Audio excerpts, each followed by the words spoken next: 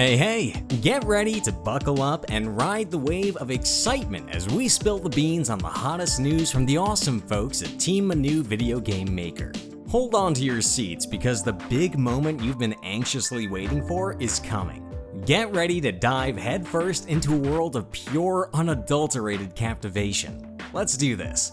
Alright folks, in our previous videos, we witnessed how to give our objects some oomph by adding physical properties and how those bouncy objects get influenced by gravity. Today, we're about to take things up a notch and tinker with the environment itself. We're talking about the sun, the sky, and even global gravity settings. But before we start, we suggest you subscribe to our channel and like this video. If your friends also dream of creating games or want to try their hand at being a developer, share the link to this video with them. We are sure it will be helpful for you.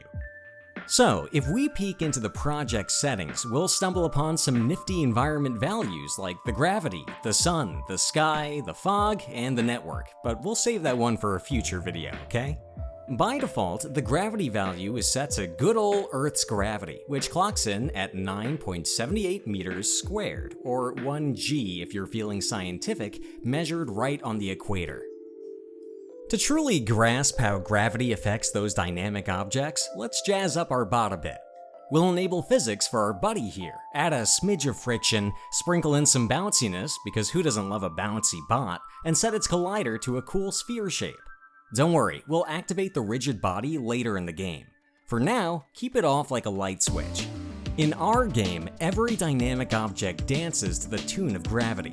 Our main character waltzes with Earth's gravity, matching its steps perfectly. But our bot? Well, its physical properties are dormant for now, like a sleeping beauty. However, with the press of a button, we awaken the bot's physics, and gravity takes it from there, just like a cosmic puppeteer pulling the strings. Now, imagine this. What if we wanted to create a level on the moon? Lunar Adventures, anyone?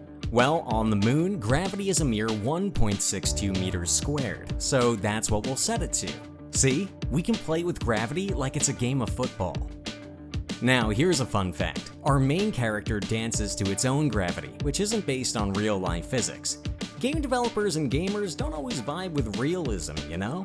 So we embrace our inner artists and go for those unreal parameters. Hey, it's the magic of game design. Of course, there are some game genres that relish realistic physics. They flaunt it like a badge of honor. But for our purposes today, we'll keep things proportional to the moon's gravity, just for the sake of demonstration. We've been busy bees, my friends. We've sculpted our terrain to resemble the moon's surface, and we've tweaked our main character's gravity to match that lunar vibe. When we hit that button now, not only does the bot sway to the moon's rhythm, but it also falls at a different pace, just like we'd expect on our celestial neighbor. Elon, we're getting closer to your playground. Next stop, Mars, baby! On Mars, the gravity cranks up to 3.71 meters squared. So, let's give it a spin, shall we? But this time, let's add some flair to the sky as well.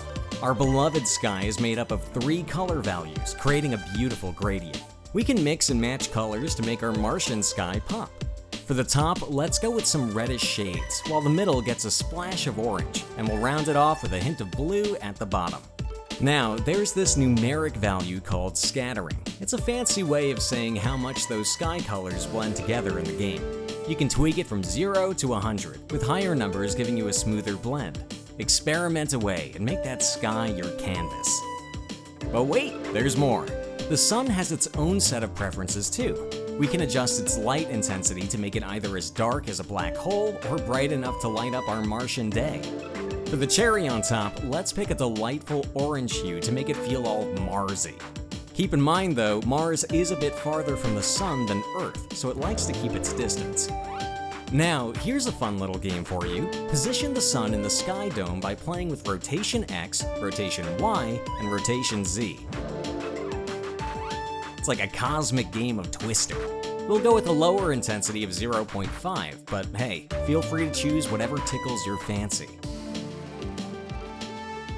And voila! Welcome to Mars, my friends. The player, as well as all the dynamic objects, dance to the tune of Martian gravity. Our bots fall slower than it does on Earth, but hey, faster than on the moon. We're breaking records here, Elon.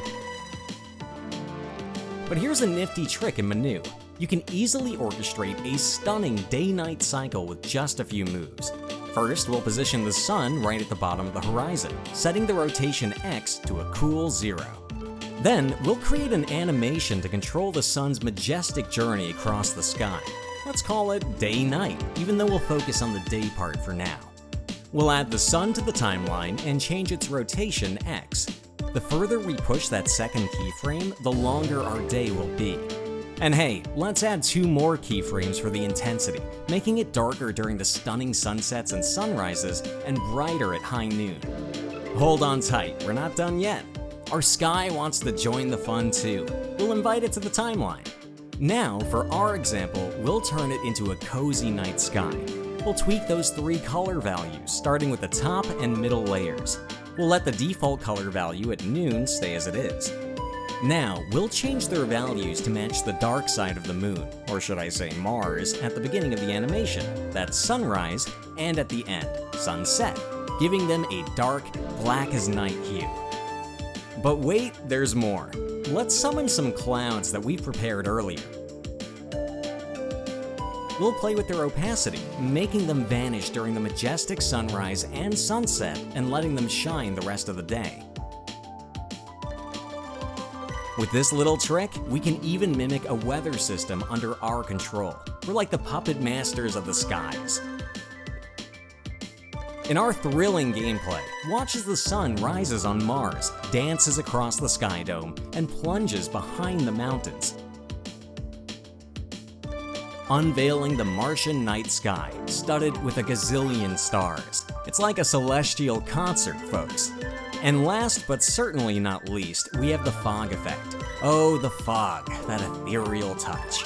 We can activate the fog in the environment settings, and we're presented with 3 fog presets to choose from. Linear fog gives us the power to set a starting and ending point for the fog, allowing us to create the illusion of distance. A good practice is to start with the end and then work our way back to the start. But hey, who doesn't love a little foggy experimentation? Oh, and let's not forget about the color tints. The fog loves to play dress up, you see. You can give it various colors to match your desired mood. Isn't that fantastic? Now, there are 2 more fog presets, exponential and exponential square. These mischievous presets only let us control the density and color, but boy, do they offer a different vibe. The difference between the 2 lies in the rate of density change. Fog is like a magician, transforming your environment into something magical.